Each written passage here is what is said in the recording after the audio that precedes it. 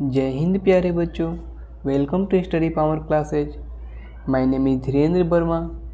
आज आप लोगों को मैथ के क्लास नंबर 7 में हम ग्रुप डी में पूछे गए कुछ क्वेश्चन को सॉल्व करवाएंगे। चलिए स्टूडेंट, क्वेश्चन पे आते हैं और क्वेश्चन को सॉल्व करते हैं। देखिए क्वेश्चन नंबर 1 आपसे क्या बोला है। कह रहा है कि एक छोटे पैमाने पर व्यवसाय में निम्नलिखित खर्च होते हैं। ठीक, कोई व्यक्ति है, एक छोटा उसका व्यवसाय है, उसमें इतना इतना खर्च होता है जो आपको दे रखा है। कह रहा है खरीद पर, यानी जो सामान खरीदता है उस पर कितना 25% की खर्च आता है। कर्मचारियों की वेतन पर, यानी जो कर्मचारी उसमें काम करने वाले जो लोग हैं उस पर भी कितना खर्च करता है बेचारा 25%। फिर उसके बाद में देखिए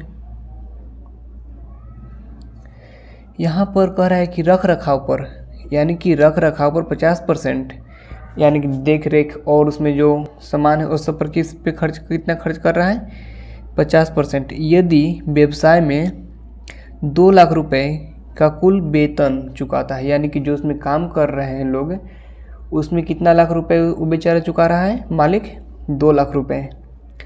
तो देखिए रियल में 2 लाख रुपए चुका रहा है, परसेंट में 25% चुका रहा है, यानी कि ये जो 25% है वेतन पर खर्च किसके बराबर है, हमारा 2 लाख के बराबर में है, 2 लाख रुपए के बराबर में है। तो 50 कह रहा है कि रख रखाव पर इसका खर्च क्या होगा, यानी कि रख रखाव पर आपसे खर्च पूछा है, यानी 50% आपसे पूछा है। तो देखिए तो डायरेक्ट आपका आंसर कैसे हो जाएगा, जब 25% इज इक्वल टू में हमारा 2 लाख दे रखा है, 25% इज इक्वल टू 2 लाख, तो 50% इज इक्वल टू में कितना हो जाएगा हमारा 4 lakh. Option number B answer हो गया। 1-2 सेकेंड में ही बन जाएगा डायरेक्ट, जो देखिएगा और अच्छा से क्वेश्चन समझिएगा तुरंत बन जाएगा। 25% इज इक्वल टू 2 लाख, तो 50% इज इक्वल टू में 4 लाख हमारा आंसर। अगर इस क्वेश्चन को हम लोग सॉल्व करते हैं तो देखिए पहले बात की जिसके बारे में पूछा है, यानी कि आपसे पूछा है रख रखाव, तो रख रखाव का परसेंटेज कितना दे रखा है 50%, तो उसको हम ऊपर लिख लेंगे 50। फिर नीचे आपको लिखना है किसको 25%, यानी कि 25% जितना के बराबर में दे रखा है ना उसको नीचे लिखेंगे, और जो हमारा वेतन है 25% जो वेतन चुका रहा है उसको हम यहाँ पर लिखेंगे रुपए वाला।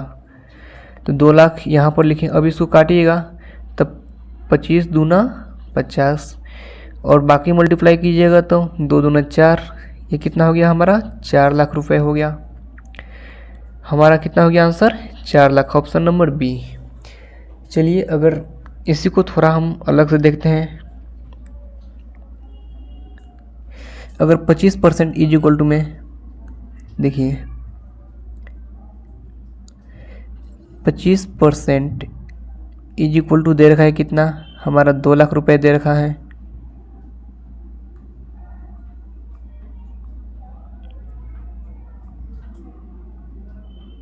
देखिए नहीं यहाँ पर आ रहा है, कोई बात नहीं।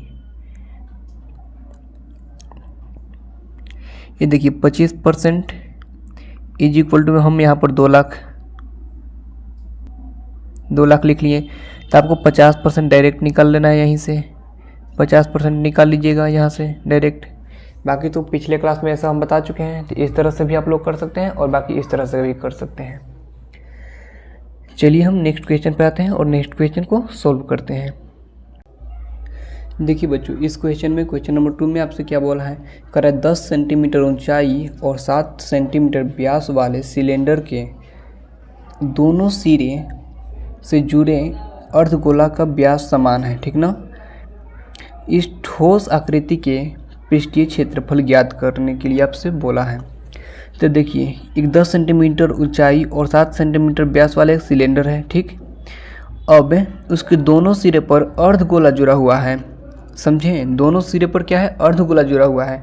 तो इसका कह कि इस ठोस आकृति के पृष्ठीय क्षेत्रफल क्या होगा, यानी जो पूरा हमारा बनेगा आकृति ना, उसका पृष्ठीय क्षेत्रफल निकालने के लिए आपसे बोला है। तो देखिए इसके लिए हमें पहले बेलन का क्षेत्रफल, जो कि यहाँ पर हम पहले से दे रखे हैं, क्योंकि यहाँ पर हम लिख नहीं पाते हैं, यहाँ पर बेलन का पृष्ठीय क्षेत्रफल नहीं लिख पाते, इस पेन से नहीं लिखा पाता है, तो इसलिए पहले से हम उसको टाइप करके लिखें ताकि शॉर्ट में ही हम लोग का काम चल जाए। देखिए बेलन का पृष्ठीय क्षेत्रफल 2πr/h, जैसे 2πr/h तो तब यहाँ पर 2 को 2 ले लेंगे और पाई का वैल्यू कितना होता है 22/। 7 होता है, 22/7। और फिर आर, यहाँ पर देखिए 7 सेंटीमीटर व्यास कह रहा है, तो 7 सेंटीमीटर व्यास है तो रेडियस क्या होता है, यानी त्रिज्या उसका आधा होता है ना, तो रेडियस हमारा कितना हो जाएगा 7/2 हो जाएगा। और हाइट कितना दे रखा है, हाइट 10 सेंटीमीटर दे रखा है। इसको सॉल्व कीजिएगा तो कितना आएगा 220। ये 220 क्या हमारा आया, बेलन का पृष्ठीय क्षेत्रफल, 220 बेलन का पृष्ठीय क्षेत्रफल हो गया। उसी तरह से यहाँ पर आपको अर्धगोला का भी निकाल लेना है। अर्धगोला का आपको निकालना है, तो अर्धगोला का पृष्ठीय क्षेत्रफल कितना है 2πr²।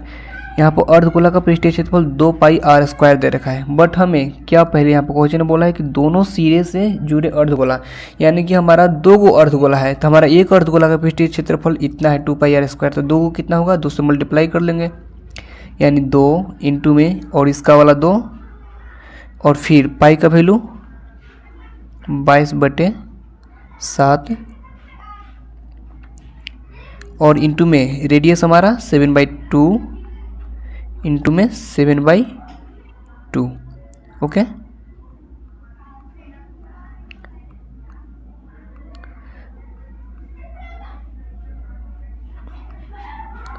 देखिए 7/2। अब इसको सॉल्व कीजिएगा तो देखिए, तो इस 2 से ये 2 कैंसिल हो गया, फिर इस 2 से इस 2 कैंसिल हो गया, 7 से एक 7 कैंसिल हो गया हमारा। अब फिर 22 में 7 से मल्टीप्लाई कीजिएगा तब 22×7 कितना होता है, 22×7 54 से 154 होता है। तब हमसे पूछा क्या है, हमारा अर्धगोला का भी पृष्ठीय क्षेत्रफल निकल गया, बेलन का भी पृष्ठीय क्षेत्रफल निकल गया। तो पूछा है कि इस ठोस आकृति का पृष्ठीय क्षेत्रफल यानी कि टोटल का, तो टोटल के लिए हम कितना करेंगे, इस 220 को और इस 154 को ऐड कर लेंगे, यानी टोटल के लिए हम क्या करेंगे 220 प्लस में 154 बराबर में कितना होगा हमारा 2, 5 और 2 7 और 2 और 1 3, यानी 374 सेंटीमीटर स्क्वायर हमारा क्या आ गया आंसर।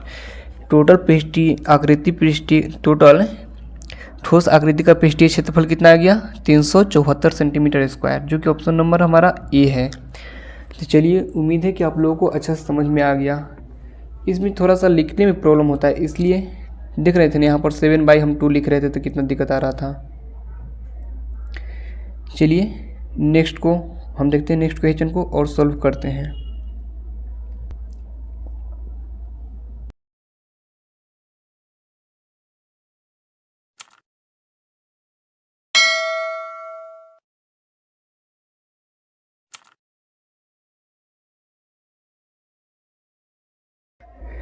देखिए बच्चों, क्वेश्चन नंबर 3 आपसे क्या बोल रहा है, कह रहा है कि 3 टैंकरों में क्रमशः 78 लीटर, 117 लीटर और 195 लीटर पानी आ सकता है। उस कंटेनर को अधिकतम क्षमता ज्ञात कीजिए जो इन तीनों टैंकरों के पानी को प्रत्येक बराबर भाग में माप सकता है। ठीक ना। अब इसके लिए हम क्या करेंगे, देखिए तो पहले तो तीनों को जोड़ लेंगे और एक कंटेनर में डाल लेंगे। ठीक ना, तीनों कंटेनर को पानी को हम एक कंटेनर बड़ा कंटेनर में डाल लेंगे। अब उसमें से हम निकाल कर एक बर्तन लेंगे अलग से और उसमें से निकाल कर अब हम 3 में अलग अलग में डालेंगे और एक ऐसा बर्तन लेंगे जो कि सबको बराबर बराबर भाग में बांट देगा। तो इसके लिए हम क्या करेंगे, तो देखिए इसमें करना नहीं है कुछ, बस जितना जटिल लग रहा है उतना ही आसान है। कह रहे कि 78 और 117 लीटर और 195 लीटर पानी, आपको पहले ही बोल दिया है कि अधिकतम क्षमता, तीनों क्या करना है अधिकतम क्षमता आपसे पूछा है। तो अधिकतम क्षमता के लिए हम क्या जानते हैं HCF निकालना, क्योंकि HCF हाईएस्ट कॉमन फैक्टर। तो HCF निकालने के लिए क्या हम लोग जानते हैं, वह बड़े से बड़ी संख्या जिन दुनिया में वह बड़े से बड़ी संख्या जो दी गई सभी संख्याओं को काट दें, वही क्या होता है हमारा HCF होता है। तो देखिए तो HCF तो ऐसे हम बाहर से भी ले लेंगे, लेकिन फिलहाल हम क्या करेंगे ऑप्शन से ही, क्योंकि हमारा ऑप्शन दे रखा है तो ऑप्शन में से कोई एक न होगा। तो हम एक ऐसा संख्या ऑप्शन में से चुनेंगे जो सभी संख्याओं को काटेगा। तो देखिए तो 36 लेंगे तो 36 दूना 72, तो 78 को तो कहीं काटेगा ही नहीं। 36 78 को काटेगा क्या, कभी नहीं काटेगा, इसलिए हमारा ख़त्म हो गया। अब हमारा कितना हो गया ऑप्शन नंबर बी। तो बी को चेक करते हैं, तो 39 दूना 78 होता है 117 और फिर 195, ये तीनों का क्या करना है, हमारा HCF लेना है, HCF। तीनों का HCF क्या हो जाएगा, देखिए तो 39 दूना 78 होता है, क्योंकि 39 दूना 78 करता है हमारा। फिर 39 तिया 9 तिया 27 के साथ, और 3 3 को 9 2 11, ये भी कट गया। और 39 चौको तो 9 चौको 27, 9 तिया 27, सॉरी 9 तिया 27। फिर इसको देखिए 5 बार में कट जाएगा, 9 5 45, तो 195 कितना बार में कटा हमारा, 5 बार में ये भी कैंसिल हो जा रहा है, यानी कि तीनों का संख्या काट रहा है। 78 को भी काट रहा है, 117 को भी काट रहा है, और 195 को भी काट रहा है। कौन सा संख्या, 39, इसलिए हमारा HCF कितना हो जाएगा, 39। तो हमारा ऑप्शन कितना हो गया, बी। ऑप्शन नंबर बी हमारा क्या हो गया, आंसर हो गया। इस तीनों में ऑप्शन नंबर बी हमारा क्या हो गया, आंसर। चलिए नेक्स्ट क्वेश्चन को देखते हैं और समझते हैं। इस क्वेश्चन को आप लोग पूरी अच्छी तरह से समझ गए होंगे, एक HCF ही निकालना था बस इसमें। चलिए आगे देखते हैं। चलिए तो क्वेश्चन नंबर हम लोग 4 को देखते हैं। कह रहे हैं कि 5 साल पहले रोहित की आयु रोहन की आयु की 2/3 गुनी थी। कितना था, 2/3 गुना रोहित की आयु रोहन की आयु के। अब कह रहे हैं 5 साल बाद, यानी वर्तमान आयु से 5 साल बाद रोहन की आयु, यहाँ पर देखिए चेंज कर दिया है, रोहन पहले कर दिया उसके बाद में रोहित। तो रोहन की आयु रोहित की आयु के 5/4 गुनी होगी, 5/4 गुनी होगी। तब कह रहे रोहित की वर्तमान आयु आपसे पूछा है, रोहित की वर्तमान आयु निकालने के लिए हम लोग क्या करेंगे, चलिए देखते हैं। इसको हम लोग रेशियो मेथड से सॉल्व करते हैं। तो मान लीजिए रोहित को हम लोग क्या मानते हैं, बड़ा आर से रोहित की, और छोटा आर से हम लोग रोहन को मान लेते हैं, दोनों का रेशियो। अब एक बात हमेशा याद रखिएगा, जो पहले आ रहा है उसका ऊपर वाला वैल्यू होगा, जो पीछे आ रहा है उसका नीचे वाला वैल्यू होगा। ओके, तो यहाँ पर देखिए, तो रोहित का कितना हो जाएगा मान, रोहित का 2 में हो जाएगा, और बट्टे में तो अनुपात में होगा ही होगा। और रोहन का, तो रोहन का अनुपात कितना हो जाएगा हमारा, 3 हो जाएगा, अनुपात में 3, समझे। इसी तरह से ये 5 साल पहले का है, मतलब जितना वैल्यू है हमारा 5 साल पहले का है दोनों का। अब 5 साल बाद का हम निकालते हैं। तो 5 साल बाद पहले क्या दे रखा है, रोहन, तो पहले हम रोहित को ही लेते हैं, पहले रोहित को लेते हैं, उसके बाद में रेशियो में रोहन। तो रोहित को पहले दे रखा है ना, तो रोहन पहले दे रखा है, तो इसलिए ऊपर वाला वैल्यू किसका होगा, रोहन का। तो रोहन को हम इस साइड में लिखते हैं, और नीचे में रोहित, दूसरा नंबर पे है रोहित, तो नीचे वाला वैल्यू किसका होगा, रोहित को। 4/5। अब इस दोनों को देखिए, अब इस दोनों में क्या करते हैं ना कि हम अंतर निकालते हैं, समझे, अंतर निकालते हैं बस। तो इस दोनों का अंतर कितना हो जाएगा देखते हैं। ये 2/3 है, और ये 4/5 है। तो इसमें भी देखिए, तो ये दोनों में भी क्या है, 2 का अंतर है, और इसमें भी देखिए तो 2 का अंतर है, यानी कि रेशियो में 2 का अंतर है इस दोनों का। तो रेशियो इस 2 बराबर, ये वाला 2 को हम यहाँ पर लिख दें, समझे। रेशियो 2 बराबर में कितना हो जाएगा, ये जो 5 साल पहले था और ये 5 साल बाद, तो दोनों को ऐड कर लेंगे, यानी ये जो 5 है और ये 5 को ऐड कर लेंगे तो कितना हो जाएगा हमारा 10। तो ये दोनों का अंतर कितना हो जाएगा, रेशियो 2 बराबर में 10, यानी अंतर बराबर अंतर। तो अंतर में हमारा रेशियो 2 था, और ऐसे अंतर में हमारा कितना 10 आया। तो रेशियो 2 बराबर में 10, तो रेशियो 1 बराबर में कितना हो जाएगा हमारा 5। अब हमारा वैल्यू आ गया, रेशियो 1 बराबर में 5। अब हमारा देखिए रोहित का वर्तमान आयु पूछा है, तो अगर हम वर्तमान आयु रोहित का यहाँ से भी निकाल सकते हैं और यहाँ से भी निकाल सकते हैं, समझे। बस फर्क है कि इससे हम निकालेंगे तो जितना आएगा ना उसमें हम 5 को ऐड करेंगे, इससे निकालेंगे जितना आएगा उसमें हम 5 को घटा लेंगे, समझे। तो चलिए हम कोई एक से निकालते हैं। तो देखिए जब रेशियो 1 बराबर में 5, तो रेशियो 2 बराबर में कितना हो जाएगा, 5 से गुना कर लेंगे तो रेशियो 2 बराबर में 10 हो जाएगा। तो रोहित को वर्तमान आयु निकालने के लिए 5 को ऐड कर लेंगे, क्योंकि ये हमारा जो आया 5 साल पहले का आया, तो हमारा आंसर कितना हो गया 15 हो गया। और इससे आप लोग खुद करके देखिएगा, समझे। तो रोहित का हमारा वर्तमान आयु कितना आ गया 15 साल। तो ऑप्शन नंबर डी है हमारा आंसर। चलिए नेक्स्ट क्वेश्चन को देखते हैं और समझते हैं। देखिए बच्चों, क्वेश्चन नंबर 5 आपसे क्या बोला है, कह रहे कि मान लीजिए कि जूते की लागत फ्लोटर्स की तुलना में 20% अधिक है। फ्लोटर्स नाम की कोई वस्तु है, उससे 20% अधिक है किसका, जूता का दाम। अब कह रहा है कि फ्लोटर्स की लागत चप्पल की तुलना में 10% अधिक है, तो जूते की कीमत क्या है यदि उन सभी को 3,420 रुपये में खरीदा गया था। यदि उन सभी को 3,420 रुपये में खरीदा गया था, तो आपको जूता के दाम निकालना है, जूते की कीमत कितना है ये पूछा है आपसे। तो देखिए इसको निकालने के लिए हम क्या करेंगे, पहले तो हम चप्पल मानेंगे, चप्पल का दाम मानेंगे, उसके बाद में फ्लोटर्स, क्योंकि चप्पल पे ही फ्लोटर्स का निकल रहा है, अब फ्लोटर्स में ही किसका निकल रहा है, जूता का निकल रहा है, इसलिए पहले चप्पल को वैल्यू मान लीजिए। मान लीजिए चप्पल, सी से चप्पल लेते हैं, चप्पल का दाम कितना है 100 रुपये मान लेते हैं। हम माने हैं, हमने क्या किया, माने हैं अपना मन से। जब चप्पल का दाम 100 रुपया, तो कह रहे फ्लोटर्स की चप्पल की तुलना में 10% अधिक, तो फ्लोटर्स की कितना आ जाएगा हमारा, फ्लोटर्स का दाम कितना आएगा, अगर 100 का 110%, क्योंकि अधिक बोल रहा है तो अधिक में हमेशा क्या निकालते हैं, 100 में हम जितना बोल रहे हैं अधिक ना उसको ऐड करके, यानी कि 100 में 10 को ऐड करिएगा तो 110%, 110% हमें निकालना है किसका, 100 का 110% कितना होगा, 100 का 110% हमारा तो 100 ही हो जाएगा ना, 110 ही होगा ना, 100 का 110% यानी 110, 100 का 110% कितना हो गया हमारा 110 हो गया। उसी तरह से हम आगे निकालते हैं। अब कह रहा है कि फ्लोटर्स की तुलना में जूते के दाम 20% अधिक है, यानी कि शूज का कितना हो जाएगा, 110 पे हम निकालेंगे क्योंकि फ्लोटर्स पे बोला है, तो 110 पे 110 का 20% कितना अधिक बोल रहा है, तो यानी कि 120 हो जाएगा, 120 बट्टे में 100। अब इसको कैंसिल हो जाएगा, 2 जीरो से 2 जीरो। अब 12 में 11 से गुना करिएगा तो क्या होगा, 2 की 2 हो जाएगा हमारा, और इस 2 को इस 1 में ऐड कीजिएगा तो कितना हो जाएगा हमारा 3 हो जाएगा, और लास्ट वाला को लास्ट में, यानी 132 हो गया किसका, शूज का, जो हमने माने थे उसके अनुसार से 132 रुपया आ रहा है, लेकिन रियल में तो इतना है नहीं, क्योंकि ऑप्शन में तो इतना सारा दे रखा है, बहुत सारा, समझे। अब देखिए आगे देखते हैं इसको।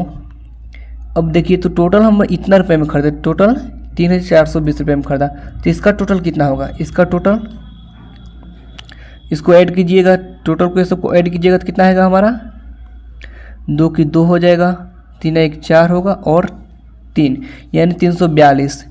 तो देखिए परसेंटेज का क्वेश्चन है, तो परसेंटेज का वैल्यू हम या तो 100% में निकालते हैं, या तो x का मान निकालते हैं, x मानकर, या तो फिर 1 मानकर निकालते हैं, तो तीनों में से किसी पे भी आप बना सकते हैं, समझे। तो इसमें हम 1 पर, क्योंकि इसको हम जोड़ें तो 1 पर हमारा वैल्यू आएगा इसमें, तो इसमें देखते हैं। अब कह रहा है कि टोटल हमारा कितना मान है उसके अनुसार टोटल 342 आ गया, लेकिन रियल में हमारा कितना खर्चा आया टोटल सामान खरीदने में, 3420 इतना आया। तो हमारा 1 का वैल्यू कितना आएगा, 1 का वैल्यू हमारा कितना आ गया 10 आ गया, 1 का वैल्यू हमारा कितना आ गया 10 आ गया। जब 1 का वैल्यू 10 आ गया तो आपसे किसका पूछा है, जूता के दाम कितना होगा, शूज के दाम पूछा है आपसे। तो शूज का दाम हमारा जो माने थे 132 रुपये, वही है ना शूज का दाम जो माने थे हम, उसमें क्या कर लेंगे। अब जब हमारा 1 बराबर 10 है तो 132 बराबर में क्या हो जाएगा, 10 से हम गुना कर लेंगे, तो कितना आएगा हमारा आंसर 1320 कितना आया हमारा 1320 रुपये हमारा किसका आ गया, जूता का दाम, यानी ऑप्शन नंबर सी क्या हो गया हमारा जूता का दाम आ गया। चलिए नेक्स्ट क्वेश्चन में देखते हैं और समझते हैं, और नेक्स्ट वीडियो में ही नेक्स्ट क्वेश्चन को हम लोग देखेंगे। Thank you student, thank you for watching. अगर वीडियो अच्छा लगे, क्लास अच्छा लगे तो प्लीज़ यार चैनल को सब्सक्राइब कीजिए, आप लोग अपने दोस्तों को बीच शेयर कीजिए, क्योंकि आप लोग देख रहे हैं खुद मेरा अभी नया चैनल है, इसलिए सब्सक्राइबर भी देख रहे हैं कितना कम है। तो आप ही लोग को हाथ में सब चीज़ है, आप ही लोग ग्रो कर सकते हैं मेरा चैनल को। चलिए इसके लिए थैंक यू, बाकी आप लोग समझदार हैं, खुद कर सकते हैं।